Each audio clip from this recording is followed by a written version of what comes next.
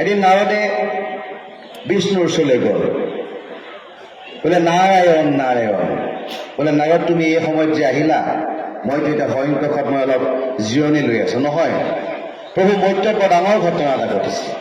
বোলে কি ঘটনা ঘটিল? বোলে মৰ্ত্যত এনেকুৱা এজন মানুহ আহিল যে যিজন মানুহে ৰাতিপুৱাৰ পৰা গধূলিলৈকে কেৱল কামেই কৰি থাকে আৰু আপোনাৰ নাম গুণানুকীৰ্তন কৰিবলৈ পাহৰি গ'ল। যে আপুনি এক বিহিত ব্যৱস্থা এই ক্ষেত্ৰত গ্ৰহণ কৰিব লাগে। যদি মনুষ্যই আপোনাৰ নাম শ্ৰৱণ কীৰ্তন কৰিবলৈ যদি পাহৰি যায়, তেতিয়াহ'লে পৃথিৱীত অৰাজক পৰিৱেশৰ সৃষ্টি হ'ব। এতিয়া বিষ্ণুৱে ক'লে, এইটো তুমি শুদ্ধ কথাই কৈছা, কিন্তু মই তেখেতক পানিছমেণ্ট দিয়াৰ আগতেই তুমি মোক এটা সৰু কাম কৰি দিব লাগে। বোলে প্ৰভু কি কাম? যে কৈলাশত মহাদেৱে আৰাধনা কৰি আছে, আৰাধনা শেষ হোৱাৰ পাছতে তেওঁ এবাটি গাখীৰ খাবলৈ ইচ্ছা প্ৰকাশ কৰিব। এতিয়া মোৰ ঘৰত এটা গাখীৰৰ পাত্ৰ এটাখিনি গাখীৰ আছে, আৰু তুমি গৈ মহাদেৱক দি থৈ আহা, আৰু কিন্তু পাত্ৰটো তুমি ঘূৰাই নি মোক দিব লাগিব। বোলে জয় কিয় মহাদেৱ, অকে প্ৰভু আপুনি যি আজ্ঞা দিছে মই আখৰে আখৰে পালন কৰিম, কিন্তু এটা চৰ্ত আছে। তেতিয়া নাৰদে ক'লে, প্ৰভু চৰ্তটো কি? যে তুমি যেতিয়া মহাদেৱক এই গাখীৰখিনি দিবাগৈ, এই গাখীৰখিনি লৈ যাওঁতে কিন্তু পাত্ৰটোৰ পৰা এটোপাল গাখীৰো পৰিব নালাগিব। যদি পৰে মহাদেৱে এইখিনিও নাখাব। তেওঁ ক'লে, হ'ব প্ৰভু, মই আপোনাৰ আজ্ঞা শিৰোধাৰ্য। সেই বুলি কৈ নাৰদ গুচি গ'ল। মহাদেৱেও তপস্যা কৰি শেষ হ'ল, তেখেতক গাখীৰখিনি দিলে, গাখীৰখিনি খাই গুচি আহিলে।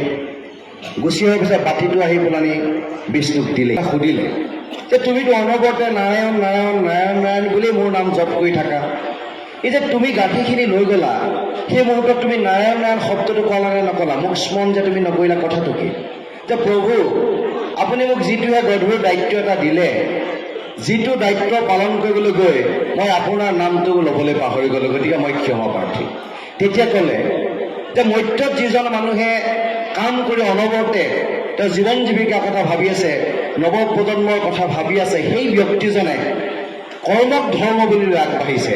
আৰু তুমি মোৰ যি আজ্ঞাটো গাখীৰটো দিবলৈ গ'লা, সেই সময়ত মোৰ আজ্ঞাটো তোমাৰ জীৱনৰ আটাইতকৈ ডাঙৰ কৰ্ম হ'ল, সেই মুহূৰ্তত মোৰ নামটো ল'বলৈ তুমি পাহৰি গ'লা। অৰ্থাৎ কৰ্মই যে ধৰ্ম, সেই কথাষাৰ বিষ্ণুৱে নাৰদক বুজাই দিলে, আৰু নাৰদে সেই কথাটো বুজি পাই গোটেই বিশ্বৰ ব্ৰহ্মাণ্ডত সেই কথাটো ক'লে। আৰু সেই একেই আদৰ্শৰে আদৰ্শান্বিত হৈ আজি গোবিন্দ বৰদলৈ ডাঙৰীয়া কৰ্মকে ধৰ্ম বুলি লৈ যিখিনি কাম কৰি আছে, সেই কামখিনিৰ কাৰণে হয়তো কালি 10 টকাৰ পৰা আহে যি তেওঁ 100 কোটি টকাৰ মালিক হৈছে, আৰু এইটোকে তেওঁ শিৰোধাৰ্য কৰিছে। মই সেইকাৰণে গীতাৰ অকণমান সেই আধ্যাত্মিকতাৰ দিশটোৰ পৰা এই মনত এই বহি থাকোঁতে কথাখিনি আহিলে কাৰণে মই ক'লোঁ।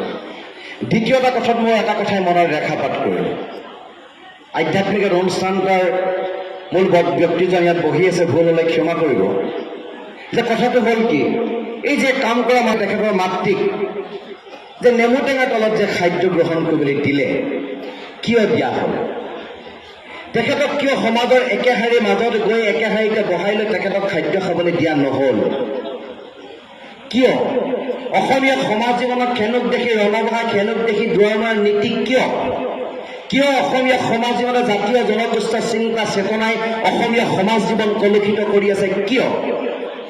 শ্ৰীমন্ত শংকৰদেৱক জয়গুৰু শংকৰ হৰবে গুণাকৰ যাকে সি নাহেকে উপাম বুলি কোৱাৰ পাছত, তেখেতৰ গুৰুচৰণ সেৱা কৰাৰ পাছত, একেটা নামঘৰতে সকলোৱে একেলগে থকাৰ পাছত তেখেতকে গুৰু মানি তেখেতৰ